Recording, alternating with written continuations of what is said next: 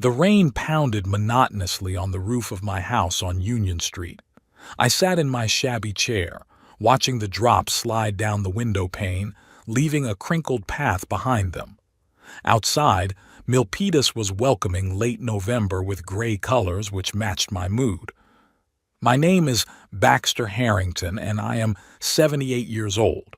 5 years ago, I buried my Elaine after 46 years of marriage. After her death, it was as if I lost not only my wife but also my daughter Paige, who seemed to stop seeing me as anything more than a walking ATM machine. I always started the morning the same way.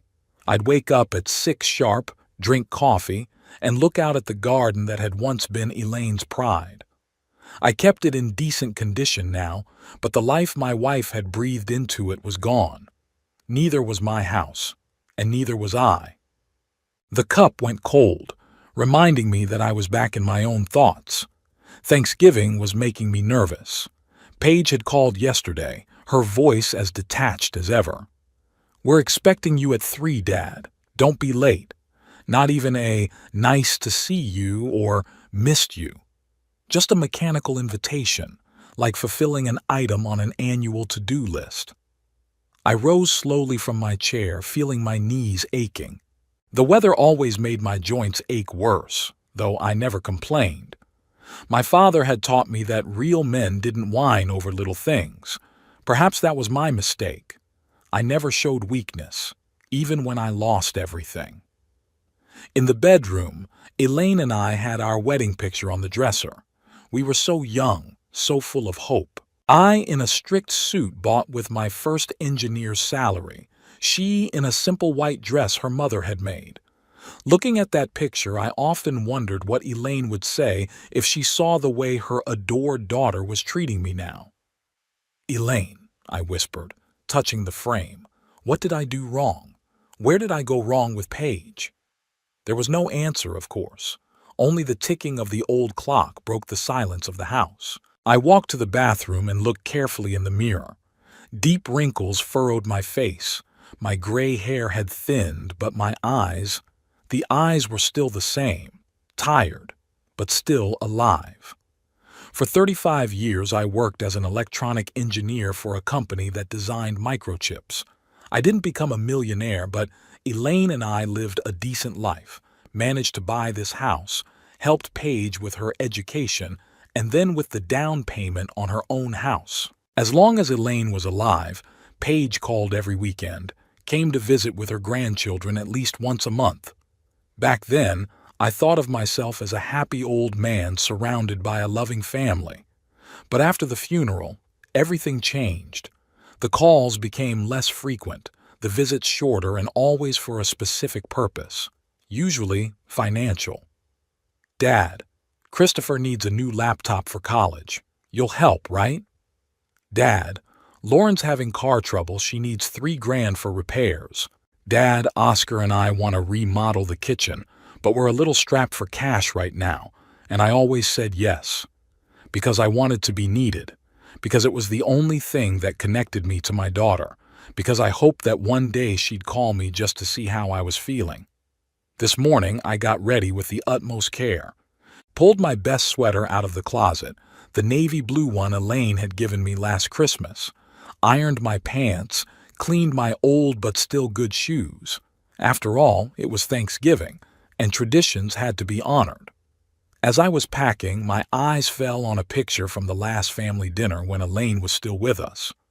We were all smiling, sitting around the big table. Paige was still looking at me warmly then. Oscar wasn't rolling his eyes at every word I said, and the grandkids weren't staring at their phones, ignoring my presence. Everything had changed so rapidly. Or maybe things had always been like this, with Elaine just serving as a buffer between me and the rest of the family. That thought was especially bitter. I pulled an envelope of money out of the drawer, $2,000 in cash, a gift to my grandchildren for the upcoming Christmas vacation. Christopher is 21 now, attending college, studying business administration. Lauren is 19, also in college, but closer to home, and has chosen psychology. I've always supported their education, paying a significant portion of the expenses. Putting the envelope in the inside pocket of my jacket, I glanced at my watch. It was still early, but it was getting unbearable to sit at home, immersed in memories. I decided to take a walk through the neighborhood park before heading to Paige's. Outside, the rain had turned to a fine drizzle. I opened my umbrella and slowly walked down the familiar paths. Murphy Street Park was half empty because of the weather, with only a few dog walkers walking their pets and a couple of teenagers snuggled under the canopy of the gazebo, kissing passionately. I walked along, looking at the bare branches of the trees, and thought about how I'd once dreamed of walking here with my grandchildren in my old age, telling them stories from my youth. But Christopher and Lauren are long past the age when Grandpa's stories seem interesting. The last time I saw them was 2 months ago when I visited for Paige's birthday. Christopher said hello and left almost immediately, citing a meeting with friends. Lauren was more polite, even sitting with me for about 15 minutes, but I could see her constantly checking her phone, clearly wishing she was somewhere else. Oscar, Paige's husband, made no secret of his attitude toward me. He worked as a real estate consultant and had always regarded my humble career as an engineer with some disdain. "You have to be able to sell yourself these days, Baxter, not dig into schemes," he'd say, not noticing the irony of living in a house he'd bought with my help. I made a full circle around the park and headed for the bus stop. I'd sold the car 2 years ago when my eyesight started failing me in the dark. Paige had said it was a smart decision, but I could hear the irritation in her voice. Now she'd have to drive me around if she needed to. The bus arrived almost empty. I sat at the window and watched the streets of Milpitas float by. This small town in California had become our home 40 years ago when I'd gotten a job offer at a local technology company. Elaine and I had fallen in love with this quiet suburb, deciding it was the perfect place to raise Paige. My daughter's house was in a newer neighborhood, with neat lawns and identical 2-story houses. When the bus stopped 2 blocks away, I felt my stomach clench with nervous tension. The door was opened by Lauren. She looked like a carbon copy of a young Paige, the same brown hair, the same green eyes. "Hi, Grandpa," she said, stepping aside. "Mom's in the kitchen. No hug, no sincere, 'good to see you.' Just an update on her mother's whereabouts." I made my way into the living room where Oscar was watching a soccer game on TV. He gave me a slight nod without taking his eyes off the screen. "Hello, Oscar," I said, taking off my coat. "Ah, Baxter," he finally looked at me. "How are you? How's your health?" Standard questions he didn't expect an answer to.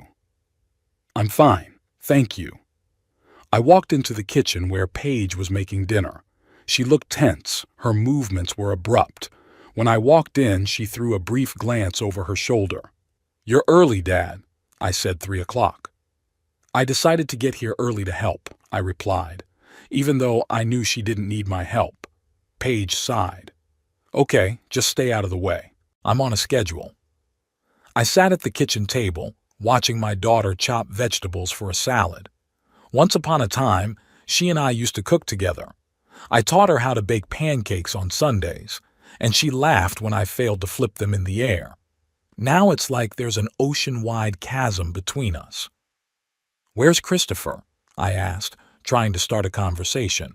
"He'll be here later. He had college stuff." "Thanksgiving?" Paige shrugged. "He's got his own life, Dad. He'll be here for dinner." I fell silent, realizing that any topic could turn into conflict. After a while, I decided to try again. "Is there anything I can do to help?" "No," Paige said. But then, as if remembering her decorum, she added more gently, "I'll be fine. Thanks." I got up and walked out of the kitchen, feeling like an extra in my daughter's house. In the living room, Oscar was still watching soccer and Lauren was sitting in the corner of the couch, staring at her phone. Neither of them even looked in my direction. I quietly walked out to the backyard and sat on a bench under an old oak tree. From here, I could see the entire garden, manicured but impersonal, like something out of a landscaping catalog. No weird color combinations that Elaine loved so much. No experimental beds. No soul. I pulled out my phone and looked through the photos in the gallery. Here's Elaine in our garden, shovel in hand and a wide smile on her face. Here's little Paige on my shoulders, laughing so infectiously that even now, looking at the photo, I felt a smile on my lips. Here's the three of us in Yosemite, tired after a long hike but happy. When did everything change? What did I do wrong? Or was it not about me, but that the world was different, more cold and calculating? The door opened and Lauren came out onto the porch with a cup in her hands. "Mom said you might want some tea," she said, holding out the cup. "Thank you, dear." Lauren shifted uncomfortably from foot to foot, clearly not knowing what else to say. "How was school?" I asked, trying to hold her back. "It's okay. A lot of work." "Are you still thinking about psychology?" "Yeah, I like it." The conversation wasn't going well. Granddaughter looked at her watch. "I have to go help my mom. I'll see you at dinner." And she left, leaving me alone with a cup of tea I hadn't asked for. I took a sip. Too sweet. Paige didn't remember me drinking tea without sugar. Time dragged agonizingly slow. I finished my tea and returned to the house, where the bustle of preparing for the holiday dinner was in full swing. Paige was ordering. Oscar was reluctantly running errands. Lauren was setting the table. "Oh, Dad," Paige said when she saw me. "We're almost ready. Christopher just called and he's running late. We'll start without him." I nodded and took my place at the table at the very end, farthest from the hostess's seat. Symbolic. Oscar opened a bottle of wine and filled everyone's glasses but mine. "You can't have your medicine, can you, Baxter?" he said, with fake concern in his voice. Actually, I was allowed to have a glass of wine, but I didn't argue. Paige put the turkey on the table and dinner began. The conversation revolved around Oscar's job, Lauren's studies, and plans for Christmas. I wasn't asked about anything, as if I were a piece of furniture, not a part of the dinner. "By the way, Dad," Paige said, "Christopher's having trouble paying for next semester. His scholarship has been cut, that's it. The real reason I was invited." "How much does he need?" I asked, knowing I'd give any amount I could just to see my daughter soften for a moment. "7,000, Paige said, looking me in the eye. "I know it's a lot, but—" "I'll wire the money on Monday," I said. "Great," Oscar exclaimed. "I told you Grandpa Baxter wouldn't let me down. He's as reliable as a Swiss bank." They laughed and I smiled faintly back. Something inside me clenched at those words. An ATM machine. That's what I was to them. Not a father, not a grandfather, but a source of funding. "Also," Paige continued, encouraged by my pliability, "Oscar and I are thinking about going away for Christmas. Maybe you could—" "Sure," I interrupted her. "How much would you need?" Paige said the amount and I agreed again, even though I'd set aside the money to fix the roof on my house. "That's the way I like it." Oscar raised his glass. "To Baxter's generosity." I looked at their smiling faces and thought, is this really all that's left of my family? People who only remember me when they need money? Suddenly I felt a wave of bitterness and resentment rise up inside that I had suppressed for so long. But I remained silent again, as always. The rain pounded monotonously on the roof of my house on Union Street. My joints ached more than usual in this weather, but I'd long ago gotten used to not complaining. Today was Thanksgiving, and I was to spend it at my daughter's house. Not that I was looking forward to it. I slowly put on my best sweater, the navy blue one Elaine had given me for our last Christmas together. I checked the envelope with the money for the grandchildren one more time and left the house. The bus stop was 2 blocks away, and my cane tapped measuredly on the wet sidewalk, counting down the steps to the inevitable. Paige's house stood in a row of similar 2-story structures in the upscale Milpitas neighborhood. The immaculately mowed lawn, the new SUV in the driveway, the seasonal wreath on the door—all of it screamed prosperity, which was largely provided by my regular gifts. Before pressing the bell, I took a deep breath. The door opened almost immediately, as if I'd been expected. Standing on the doorstep was Paige, wearing a perfectly pressed apron and a strained smile. "Dad, you're 10 minutes early," she said instead of greeting me, glancing at her watch. "Hello, Paige," I said, trying not to show how much I was hurt by the warm welcome. The bus was ahead of schedule. She nodded silently and stepped aside to let me into the house. "Take off your shoes. We have a new rug in the living room," she said over her shoulder, heading for the kitchen. I carefully took off my shoes, hung up my coat, and walked into the living room. Oscar, Paige's husband, was sitting on the couch with a tablet in his hands. He didn't even look up when I walked in. "Hello, Oscar," I said, stopping in the middle of the room. "Ah, Baxter, you're here." He finally gave me a look. "Have a seat. Not that chair. It's got a wobbly leg." I sat on the edge of the couch, keeping as much distance between us as possible. Oscar returned to his clipboard, immersed in some graphs.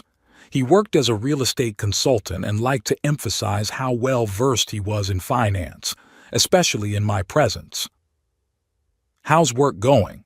I asked, trying to start a conversation. "It's a volatile market right now," he replied, keeping his eyes on the screen. "But I've closed 3 deals this month, one of them for $1.5 million. He said it like he'd just announced a trip to the moon.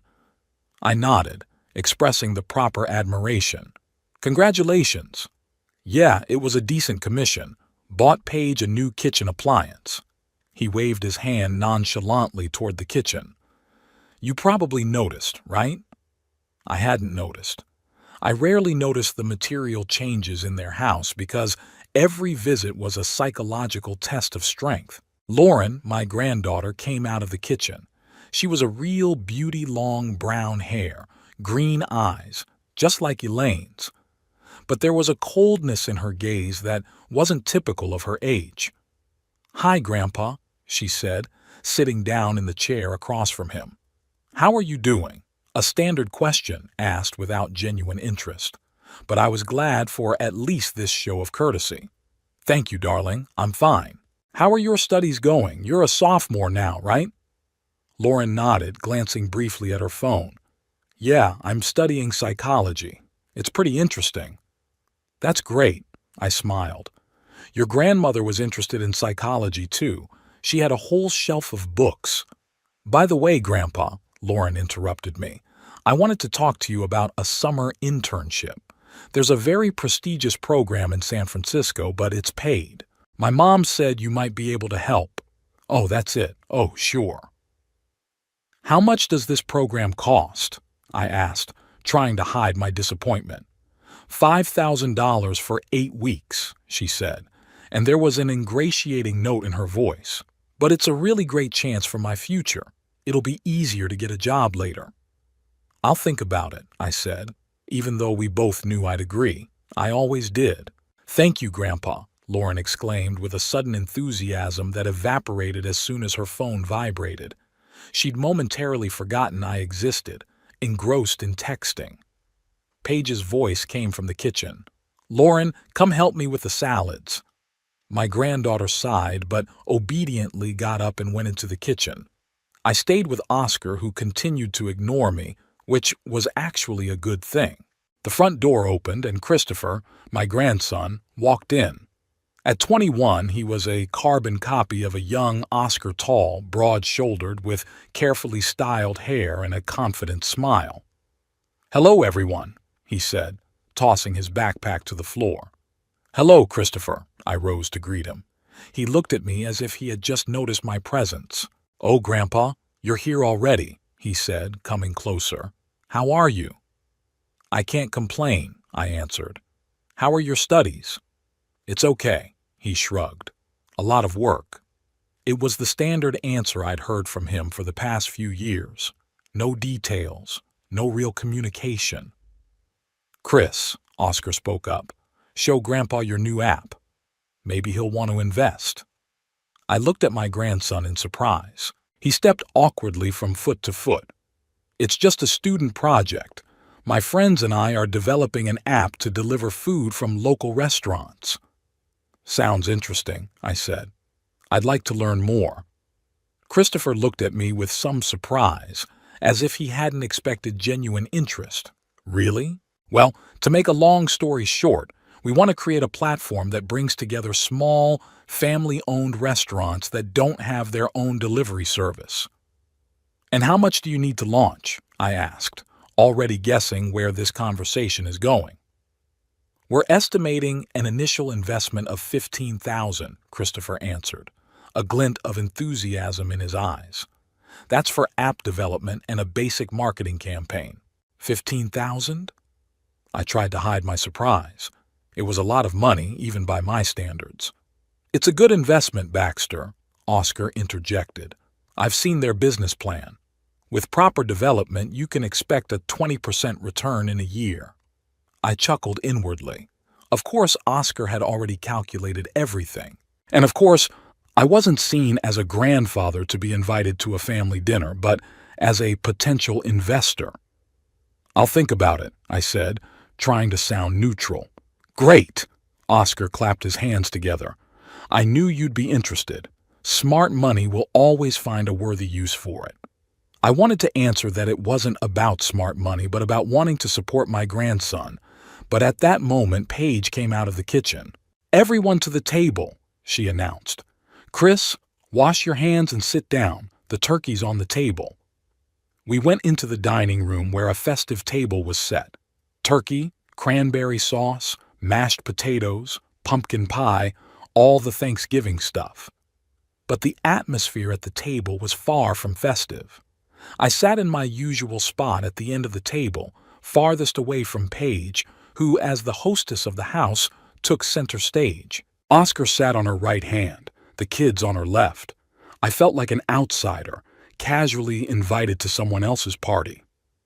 So, Oscar raised his wine glass, let's traditionally say what we're thankful for this year. Everyone raised their glasses. Oscar poured water for me, although I wouldn't mind some wine. I'm thankful for new clients and a growing business, Oscar began. This year, Paige and I were finally able to update the kitchen and plan a vacation to Hawaii. Paige smiled at him and continued, I'm thankful for my job, for our kids going to good colleges, and for having the opportunity to live the life we want.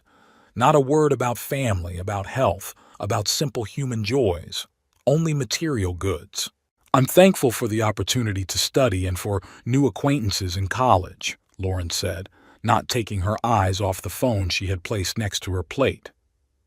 And I'm thankful for my startup and for having such a supportive family, Christopher added, giving me a meaningful glance. It was my turn. Everyone looked at me, waiting for the standard words of gratitude for my health and for being able to see my family. But in that moment, something inside me snapped. I'm grateful for the memories, I said quietly. Memories of a time when my family appreciated me for more than financial support. There was an awkward silence. Paige frowned. Oscar pretended not to hear, and the kids looked down at their plates. Let's get started, Paige finally said, breaking the silence. The turkey was getting cold. Dinner continued in tense silence after my unexpected toast. Paige was carefully carving the turkey, arranging the meat on plates. Oscar was pouring wine, defiantly skipping my glass. Lauren was furtively checking messages on her phone, and Christopher was awkwardly picking at the tablecloth, avoiding my gaze. Family gatherings after Elaine's death had always been tense, but today there was a special coldness in the air. My sincerity broke the unspoken rule of pretending that everything was fine, that we were a normal family, not a group of people bound only by blood and financial obligations. Who wants light meat? Who wants dark meat? Paige asked in a deliberately cheerful voice, holding her fork and knife over the turkey dish.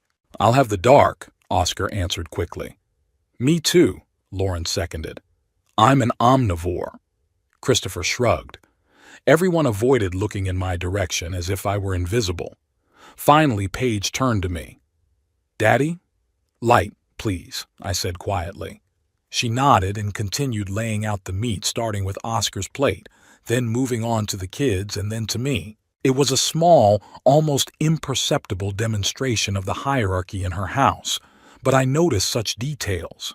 Just like I noticed a lot of other things, the strained smiles, the looks Paige and Oscar exchanged when they thought I couldn't see, Lauren's ostentatious attention when it came to money.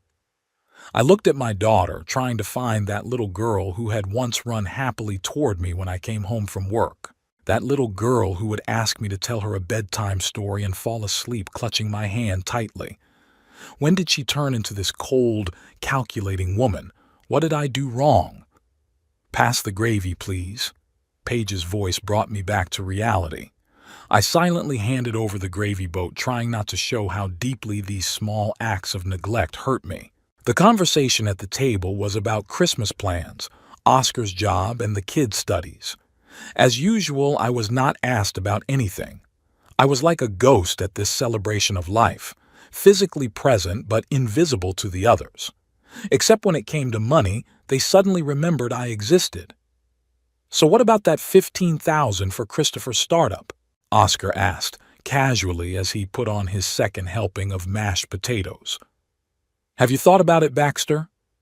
"I'm still thinking about it," I answered, trying to sound neutral. "What's there to think about?" Oscar grinned. "Your money's just sitting in an account, and here's an opportunity to really help your grandson start his own business. Isn't that what every grandfather dreams of?" "It's not about the money," I started, but Paige interrupted me. "Dad, you always said you wanted the best for your grandchildren. This is your chance to really help Christopher. Plus, it's an investment, not just a gift." I looked at Christopher, who was clearly feeling uncomfortable. "Grandpa, really, if you think it's too risky," he began, but Oscar interrupted him. "Don't be silly, Chris. Your grandfather's not poor. What else is he going to do with his money? Not take it to the grave?" I felt the blood rush to my face. This insolence, this discussion of my finances at the holiday table was the last straw. "I'm not dead yet, Oscar," I said quietly but firmly, "and I prefer to decide what to do with my money." There was an awkward silence in the room. Paige gave me an annoyed look. "No one's saying you're dead, Dad," she said with a hint of irritation. "But you have to admit that at your age, it's wise to start thinking about how you're going to manage your savings. And who better to prioritize than family?" "Family," I repeated, putting into that word all the bitterness that had accumulated over the years of neglect. "Yes, family should be a priority." "But what is family, Paige? Is it just money? What are you talking about?" Paige frowned, pretending not to understand. "What I'm saying is that for the last 5 years, since your mother passed away, you've only called me when you or the kids needed money. You've only invited me over on holidays, and that's just to keep up appearances. You never asked me how I lived, what I did, how I felt." "That's not fair," Paige objected, but there was a twinkle of guilt in her eyes. "I have my own life, my own worries. I can't think about you all the time." "I'm not asking to think about you all the time," I said, feeling my voice shake.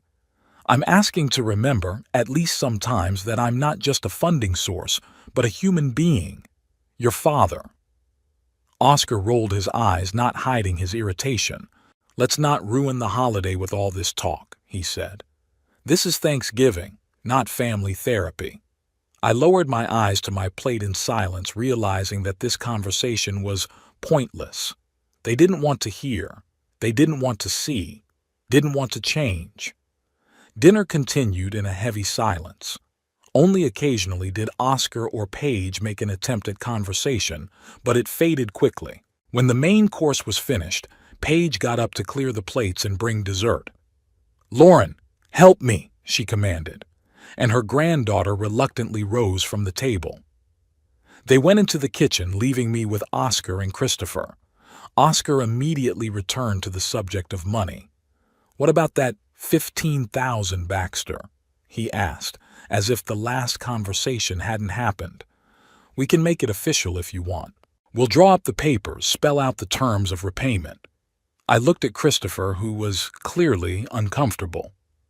"Let's talk about this later, Oscar," I said. "Today is not a good day for business talk." Oscar snorted, clearly unhappy with my answer. Paige and Lauren returned at that moment carrying pumpkin pie and a pot of coffee. I noticed Paige say something quietly to Lauren, and Lauren barely held back a laugh. Paige started cutting up the pie, placing the pieces on the dessert plates. She put a large piece on each of them except for me. Then she went around the table, placing plates in front of everyone. "And this is for you, Daddy," Paige said, placing a plate in front of me with a strange expression on her face. I looked down and froze. It wasn't pieces of pie, but leftovers bread crusts, nibbled chicken bones, leftover lettuce and dressing. "What is this?" I asked, not believing my eyes. "Just what you deserve," Paige said, her voice ringing with the anger she'd probably been holding back for a long time. "You're accusing us of using you for money? But what have you done for this family in recent years, other than sign checks? You haven't even tried to be truly involved in our lives." I stared at the plate of leftovers, unable to believe my own daughter could do such a thing. Oscar let out a short laugh, quickly disguised as a cough. Lauren stared defiantly at her phone, pretending nothing was happening. It was only in Christopher's eyes that I saw shock and shame. "Paige," he began, but she cut him off abruptly. "Stay out of this, Chris. This is between me and your grandfather." I rose slowly from the table, feeling my hands shaking. The shock was replaced by a deep, all-consuming pain. Elaine would roll over in her grave if she saw what our daughter had become. "Thanks for dinner," I said quietly, trying to keep my dignity. "I'll be going." No one tried to stop me. No one said a word as I walked into the hallway, put on my coat, and left the house. It wasn't until I was already on the porch that the door behind me opened and I heard Christopher's voice. "Grandpa, wait." But I didn't turn around. I couldn't. I was afraid that if I did, I wouldn't be able to hold back the tears that were already coming to my eyes, and I didn't want them to see how deeply I'd been hurt. I walked through the quiet streets of Milpitas, ignoring the drizzle. My thoughts were jumbled, and memories came in waves. Here was Paige, a little girl, laughing as I tossed her in the air. Here she is, a teenager, talking passionately about a school project. Here she is in her wedding dress, so beautiful and happy. And here she is today, with cold eyes and a cruel grin, placing a plate of leftovers in front of me. Where did I go wrong? What did I do wrong in my upbringing? Or is it not me, but the world that has taught her to value the material over the human? When I finally got home, it was already dark. Shakespeare met me at the door, meowing demandingly. I automatically fed him without noticing what I was doing. Then I sank into my chair, feeling the fatigue and sadness come over my shoulders. But along with the sadness came something else: determination. Paige had crossed a line that could not be crossed, and it was time to stop this vicious cycle of giving and giving and giving, getting nothing in return but more and more insolent neglect. I sat in the chair for a long time, thinking about what I was going to do. It was a drastic decision, but I couldn't see any other way out. If Paige thought she could treat me like a doormat and still use my money, she was sorely mistaken. Finally, nearing midnight, I picked up the phone and dialed. "Noel, it's Baxter Harrington. I'm sorry to call you so late." "Baxter?" My financial advisor sounded concerned. "Is everything all right?" "No, I'm not okay," I answered honestly. "I need you to do something. Tomorrow morning, as soon as the banks open." "Sure, anything." "I want you to freeze every account my daughter Paige has access to, every single one of them, and prepare the paperwork to change my will." There was a pause on the other end of the line. "It's a big decision, Baxter," Noel finally said. "Are you sure?" "Absolutely," I answered, feeling my resolve strengthen with each word. "I've let myself be used for too long. It's time to end it." "Okay," Noel sighed. "I'll do whatever I need to do. I'll stop by your place tomorrow afternoon with the paperwork."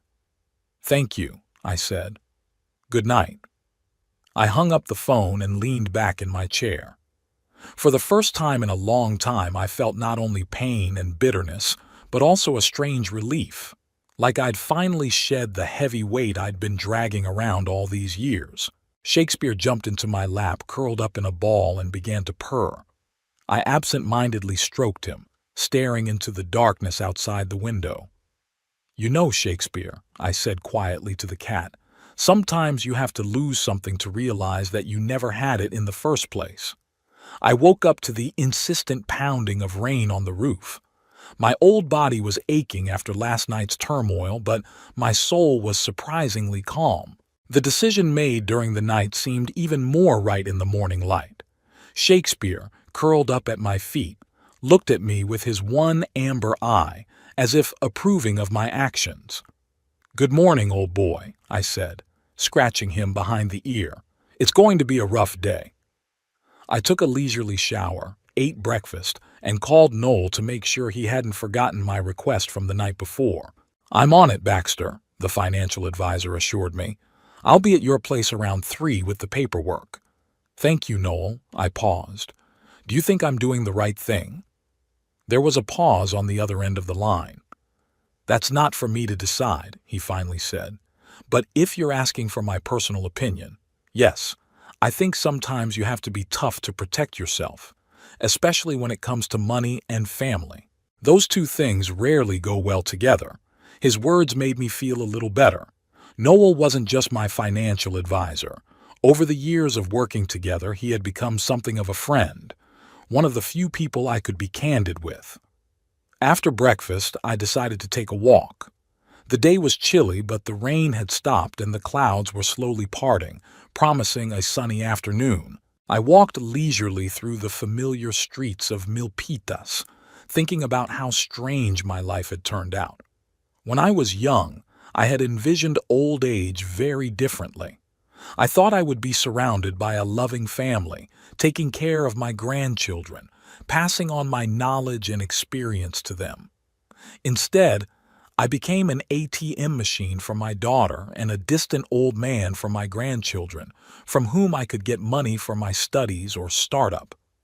How did that happen? I always tried to be a good father, worked late nights to make sure Paige had everything she needed, helping with homework, taking her to parks, reading books before bed. Maybe I was working too hard, or not showing enough emotion. Elaine always said I was too reserved, that I should talk about my feelings more often. But I was raised differently, in a family where men didn't flaunt their emotions. I was so deep in my thoughts that I didn't notice the phone in my pocket vibrate. It wasn't until the vibration happened a third time that I pulled it out and saw a string of messages from Paige. They were all written in capital letters, as if she was yelling, "Daddy, what's going on with the bank accounts? Why can't we withdraw money? Call me back right away." I took a deep breath. So Noel had already started my errand. Good. Paige needs to realize that her actions have consequences. I didn't immediately respond to the messages. Instead, I continued my walk, reaching a small park where I like to sit in nice weather. There, I sank down on my favorite bench and prepared myself for the inevitable conversation. The phone rang almost immediately. It was Paige, of course. "Yes," I answered calmly. "Dad." Paige's voice sounded panicked. "What's going on?" "Oscar and I were trying to pay for a hotel reservation in Hawaii, and the card wouldn't work. Then I tried to check our accounts, and it turns out the access is blocked. Is there some kind of bank error?" "It's not a mistake, Paige," I said in the same calm tone of voice. "I've ordered a freeze on all the accounts you have access to." There was stunned silence on the other end of the line. "You... what?" Paige finally squeezed out. "But why? How could you?" "After dinner last night, I've been rethinking a lot of things," I answered, "and I've come to the conclusion that our relationship needs some adjustment." "What relationship?" Paige's voice trailed off into a scream. "You froze our money over some stupid argument at dinner?" "It wasn't our money, Paige," I corrected gently.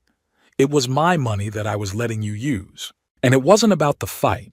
It's about the plate of leftovers you put in front of me with the words, 'It's the only thing you deserve.'" Paige gasped. It was just a joke. You took it too seriously. A joke?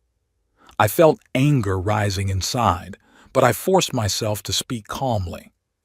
Humiliating my dad in front of the whole family is a joke? You know, Paige, I've been thinking a lot about where I went wrong with your upbringing. How you could grow up to be so, heartless. I'm not heartless, she was outraged. You just don't understand modern humor. Maybe, I agreed. But I know when I'm being used. And for the last 5 years, ever since your mother passed away, you've done nothing but use me. You only called me when you needed money. You only invited me over on big holidays, and that was just for show. You never asked me how I lived, what I did, what I thought about. I have my own life, Paige shouted. I have my own family, my own worries. I can't think about you all the time. I'm not asking for all the time, I replied. But at least once in a while I could remember that I wasn't just an ATM machine, but a living person, your father. It's not fair. Tears came to Paige's voice. You've always been like this, always making exaggerated demands, never forgiving, never forgot anything. I grinned bitterly. How easily she turned everything upside down, trying to make herself look like the victim. Paige, I've forgiven you for a lot of things. Too much. I gave you money when you asked for it, even though I knew you were just taking advantage of me. I kept quiet when you and Oscar discussed me like I wasn't even there. I tolerated neglect and indifference, but there's a limit. And yesterday, you crossed it. And now what? Paige sounded angry, mixed with panic. You're going to leave your own daughter destitute? Don't be so dramatic, I said. You have a job. Oscar has a job. You're adults and you're perfectly capable of supporting yourselves. You're just going to have to live within your means now, not spend my money on Hawaii and a new kitchen. What about the kids? Paige exclaimed. What about their education? You always said education was the best investment. I still do, I said. And if Christopher or Lauren come to me directly for help with their education, I'll think of a way to help them. But not another dime is going to go through you. You can't do that. Paige was getting hysterical. It's cruel, it's petty. You're getting back at me for some stupid joke. I'm not taking revenge, Paige, I said calmly. I'm just stopping letting you manipulate me. And by the way, I also changed my will. What? Her voice dropped to a whisper. Yes, I'm meeting with Noel today to sign the new documents. Most of my estate will go to charity. I'll leave a small amount to Christopher and Lauren directly, bypassing you. And you and Oscar will get nothing. There was silence on the other end of the line. Then Paige spoke, her voice cold and calculating. You're going to regret this, Dad. I'll contest the will in court. I'll prove that you were incapacitated when you made it. I know a psychiatrist who can prove that you have senile dementia. I felt a chill run down my spine. Is my daughter really capable of such meanness? You're bluffing, I said, but without much conviction. Not at all, Paige's voice was ringing with steel. I'm not going to let you ruin my family's future because of your senile whims. If you don't come to your senses and make things right, I will sue you. And believe me, I'll win. Who'd believe an old man who lives alone and talks to a cat? I felt my breath catching. How does she know about Shakespeare? I mentioned him only yesterday in passing. Is she really following me, or is this just a coincidence? Paige, I said, trying to keep my voice firm. You can threaten all you want, but my decision isn't going to change. I'm of sound mind, and any real doctor can tell you that. And if you decide to go down the road of perjury and bribing specialists, you risk losing not only your inheritance, but your freedom as well. You're bluffing, she repeated my words. Not at all, I answered in her phrase. I have a tape of last night's dinner, a hidden camera in the brooch your mother gave me, which I always wear on holidays. It shows you putting a plate of leftovers in front of me and saying those words. And now I have a tape of you threatening me. That was a lie. There was no hidden camera. But Paige couldn't know that, and I heard her draw in a sharp intake of air. Did you taped us? Without authorization? That's illegal. Maybe, I agreed, but it's a lot less illegal than falsely claiming incapacity or attempting probate fraud. So, Paige, you might want to think twice before you start this war, because trust me, you're not going to win it. There was a heavy silence on the other end of the line. I could almost physically feel Paige frantically mulling over her options, trying to find a way out of the situation she'd suddenly found herself cornered into. "This isn't over," she said finally. "You can't just cut us out of your life." "I'm not cutting you out," I replied. "I'm just stopping letting you use me. If you ever want a real, healthy relationship with me, no manipulation, no financial demands, just father and daughter, my door is always open. But as long as you only see me as a source of money, we have nothing to talk about." "Don't play the victim." Paige was getting hysterical again.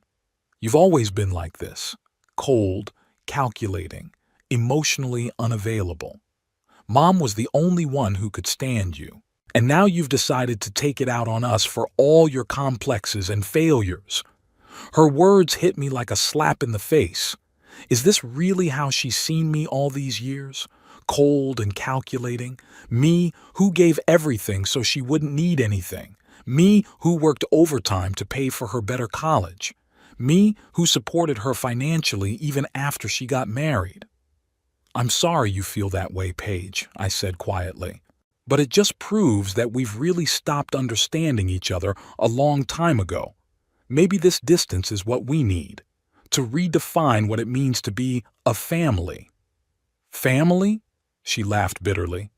"What family, Dad? You've always been a loner.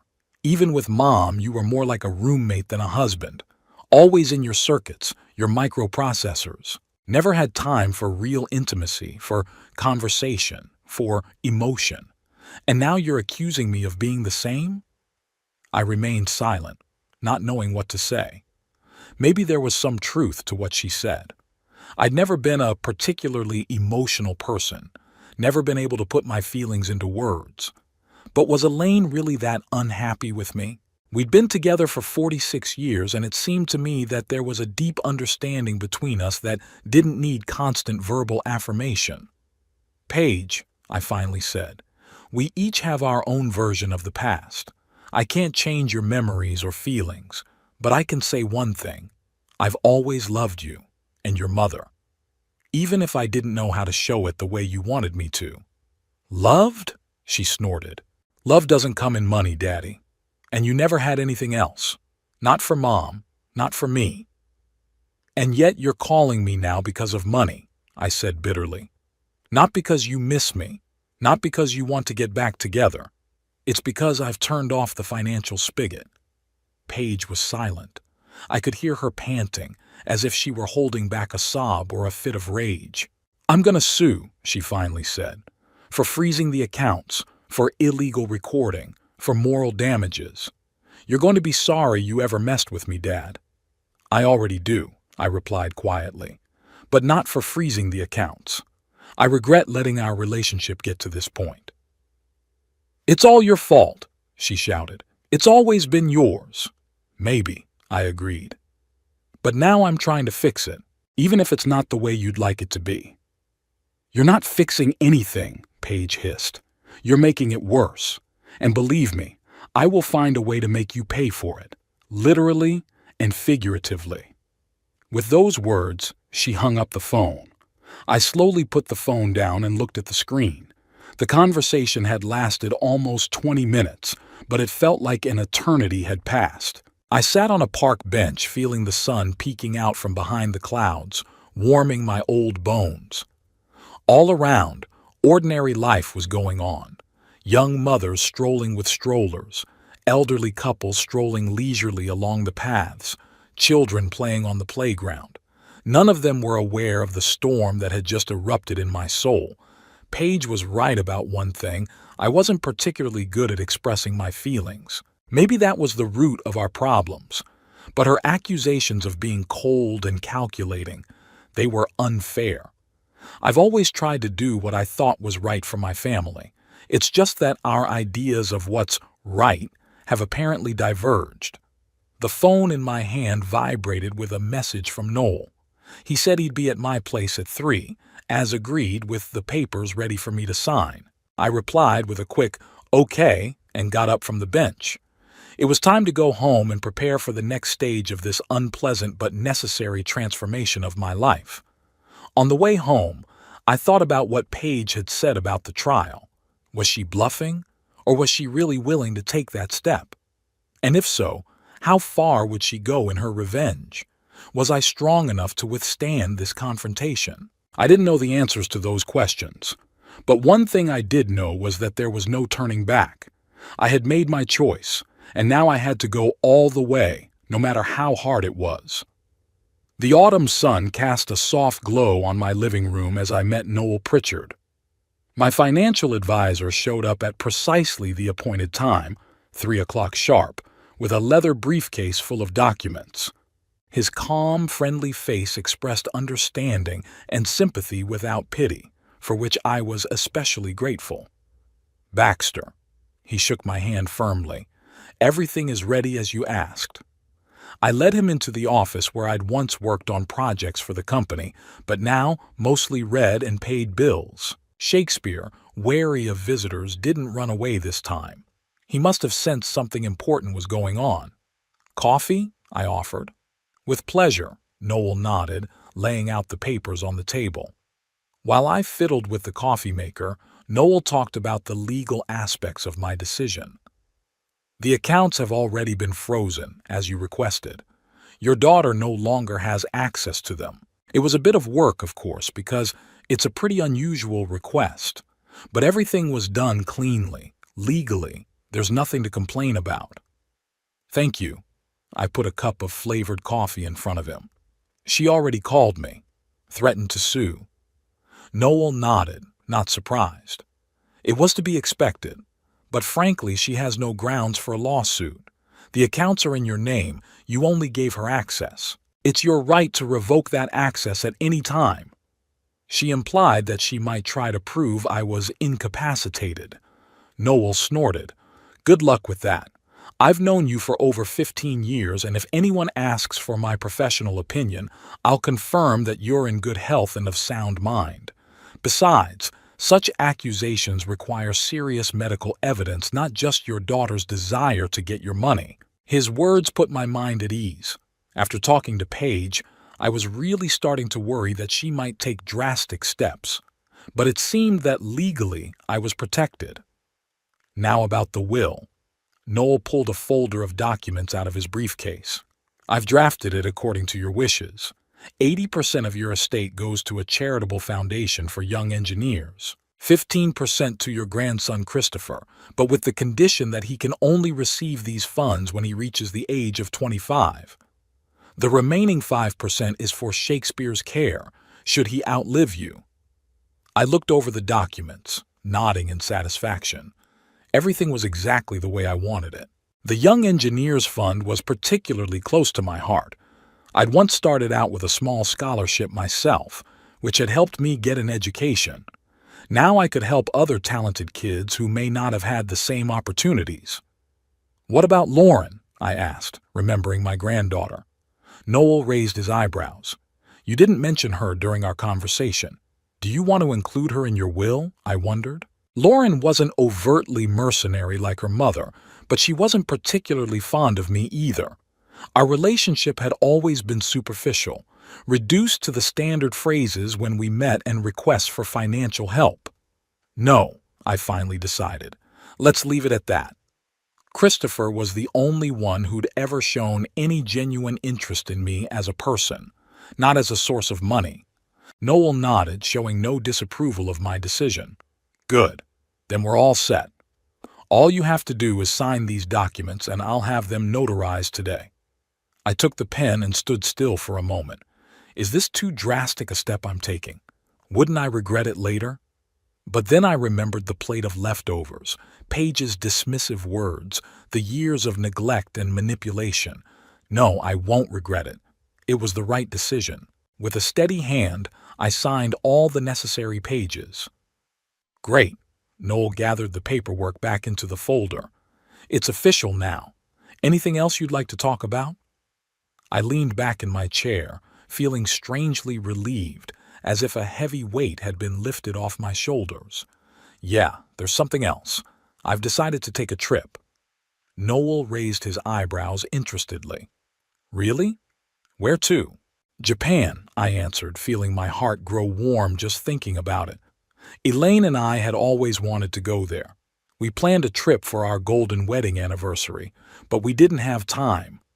Noel nodded understandingly. That's a wonderful idea, Baxter. When do you plan to go? As soon as I have the necessary paperwork. 2 or 3 weeks, I think. I'd like to spend a month or 2 there, if I like it. What about Shakespeare? Noel nodded at the cat who was perched on the windowsill watching us with interest. I made arrangements with my neighbor, Mrs. Chen. She's an animal lover and was happy to look after him. Plus, I'll pay her well. Sounds like a great plan. Noel finished his coffee and set the cup on the table. I'm happy for you, Baxter. Honestly, I've wanted to tell you for a long time that you let your daughter do too much. But I didn't think it was right for you to interfere in family matters. You were right, I sighed. I've let myself be used for too long. Clinging to the illusion of family instead of recognizing the truth, Paige has long seen me as nothing more than a wallet on legs. Don't be too hard on yourself, Noel said softly. You did what you thought was right, and you're doing what you think is right now too. After all, that's how life is supposed to be, by following your values and beliefs. I nodded gratefully. After Noel left, I sat in the chair for a long time, thinking about the changes that were coming. Strangely, I felt no fear or regret, just a quiet, calm anticipation of a new chapter in my life. The next day, I went to the travel agency. A young woman with a pleasant smile helped me find the best itinerary for Japan and book hotels. Are you traveling alone? She asked as I filled out the reservation form. Yes, I answered, and for the first time in a long time that word didn't make me feel lonely. Just me. That's great, she smiled. Traveling on your own is a great way to discover yourself and enjoy your freedom, especially in a country as wonderful as Japan. I smiled back, feeling a forgotten sense of anticipation stirring inside me. The last time I had experienced something like this was when I was young, when I was just starting to work on new projects full of uncharted possibilities. When I got home, I began to make a list of things I needed to do before I left. First and foremost was to talk to Christopher. I didn't want him to hear about my decision from his mother and her twisted interpretation. Dialing my grandson's number, I was more nervous than when I'd signed the new will. What if Paige had already turned him against me? What if he shared her mercantile view of our relationship? Grandpa? Christopher's voice sounded surprised, but not hostile. Hello, Christopher, I said, trying to sound casual. Do you have a moment to talk? Sure, he said. Is something wrong? My mom was very upset yesterday, but she didn't explain anything. I took a deep breath. Yes, we had an unpleasant conversation. I think you should know my side of the story. I told him everything about how my relationship with Paige had changed after Elaine's death, about how I'd been used, about the plate of leftovers, about my decision to freeze the accounts and change the will. I wasn't sugarcoating or trying to make myself look good, just stating the facts as they were. Christopher was silent for a long time after my story. I didn't know it was that bad, he said quietly. I mean, I've noticed how Mom and Dad treat you, but I thought it was just an adult relationship. Relationships are different, I answered, but they should always be built on mutual respect. Unfortunately, in your mom's case, that respect is long gone. And this story with the plate, Christopher was clearly shocked. I can't believe my mom would do something like that. I couldn't believe it either, I sighed. But it happened. What now? Christopher asked. You're not going to hang out with us anymore? I'd like to stay in touch with you, I answered honestly. You're the only one who's always treated me like a human being, not an ATM machine. As for your mom, I don't want to completely cut ties, but I think we need a pause. Time to think and rethink our relationship. I understand, Christopher said quietly. And I'm really sorry, grandfather. If I'd known it was like this. It's not your fault, I interrupted him. This is between me and your mom. You don't have to choose sides or feel guilty. What about my studies? He asked, and I felt a pang of disappointment. Did he really only care about money in the end? But Christopher continued immediately. I understand if you don't want to help anymore. I could take out student loans or get a part-time job. I breathed out a sigh of relief. No, Christopher. I'll still help you with your studies. It's just that now the money will go directly to the college without your parents. Thank you, Grandpa. He sounded genuinely grateful. I don't know what to say. You don't have to say anything, I said softly. Just know that I'm always on your side. And there's something else I wanted to tell you. I'm going on a trip. You are? Christopher sounded genuinely interested. Where? Japan. Your grandmother and I have always wanted to go there. That's great, Grandpa, he exclaimed. When are you going? In 2 weeks. I plan to be there for a month or two. Wow, Christopher exhaled. I'm a little jealous. I've always wanted to go to Japan. Those temples, the gardens, the technology. Maybe we could go together someday, I suggested, surprised by my own words. That would be cool. Christopher sounded genuinely happy. I'd really like that. After talking to my grandson, I felt much better. At least not all the bridges had been burned. There was still a thread that connected me to my family, albeit a thin one, but a strong one. The next 2 weeks flew by in a flurry of activity. I got my visa, bought a new suitcase, and found the right clothes for the trip. Mrs. Chen listened carefully to all the instructions for Shakespeare's care and assured me that the cat would be perfectly safe. I expected that Paige would still make herself known, with calls, threats, or even a visit, but there was no word from her. Apparently she was still digesting what had happened, or perhaps she was already consulting with lawyers. Either way, it was for the best. I could focus on preparing for the trip without the distraction of conflict. The day before I left, Christopher dropped by unexpectedly. He looked a little embarrassed, standing on the doorstep with a small box in his hands. Hi, Grandpa. I was wondering, well, maybe you could use it on your trip. He handed me the box. Inside was a late-model compact digital camera. Christopher, this is too expensive, I started, but he interrupted me. Please take it. I've been saving up for it, but I want you to have it, so you can take pictures in Japan and then show me. I was touched to the core. This simple gesture meant more to me than all the material goods in the world. Thank you, I said, hugging my grandson. I'll be sure to take lots of pictures. And will you write to me? He asked. Tell me how it was, what you saw. Of course, I promised. Every day. Christopher hesitated for a moment, then asked, How are things with your mom? Has she called you? I shook my head. No. Did she say anything about me? Not really. Christopher looked uncomfortable. I mean, she said you'd had a fight about money and that you were being unreasonable, but she didn't give any details. I see. I wasn't surprised. Paige was always good at making things look good for herself. Well, maybe it was for the best. We both needed time to cool down and think. She'd be furious if she knew I'd come to you, Christopher admitted. You're a grown man, I said softly. You have the right to decide who you want to talk to. He nodded, but there was worry in his eyes. I could understand it.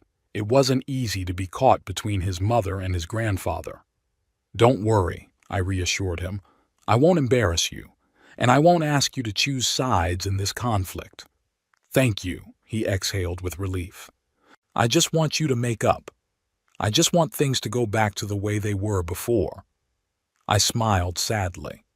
Christopher was still young, and he didn't realize that some bridges, once burned, could never be rebuilt. Time will tell, I said, not wanting to dash his hopes. In the meantime, let's just enjoy the moment. Would you like some tea? I can tell you about the places I plan to visit in Japan. We spent the evening talking about traveling, about his studies, about his future plans. Not once did we mention Paige, the conflict, or money. It was just a warm, human conversation, grandfather and grandson, the kind of conversation I'd always dreamed of having. As Christopher left, he gave me another big hug. "Take care of yourself out there, okay? And come back." "I will," I promised, touched by his concern. In the morning, I checked my suitcase one last time, stroked Shakespeare, who seemed to understand that I was leaving and rubbed against my legs with special insistence. "I'll be back, old boy," I told him. "Mrs. Chen will take care of you." The cab arrived on time. I closed the door of the house, feeling a strange mixture of sadness and anticipation. Part of my life was still here, the memories, the habits, the routine. But something new, unexplored, was waiting ahead. On the way to the airport, I thought about how dramatically my life had changed over the past weeks. I had gone from being an uncomplaining ATM for my daughter to a man who had finally taken his fate into his own hands. It was painful, it was difficult, but it was necessary. I didn't know what the future held. Would I ever make up with Paige? Would I meet new friends? Would I find new hobbies? But one thing I knew for sure: I wasn't going to let myself be manipulated anymore. I wouldn't let myself be used for money. I would not allow my dignity to be violated. At the airport, I turned on my phone one last time before boarding. There was one new message from Christopher. "Have a safe trip, Grandpa. Looking forward to your pictures and stories. Love you." I smiled, feeling a warming feeling in my heart. I may have severed my connection with my daughter, but I had gained a real connection with my grandson. And who knows what else I will find on this new journey, this new chapter of my life. When the boarding call for my flight was announced, I resolutely turned off my phone and headed for the gate. Ahead of me was Japan, the land of the rising sun. Symbolic, isn't it? For me, too, a new sun was rising, the sun of freedom, self-esteem, and new opportunities.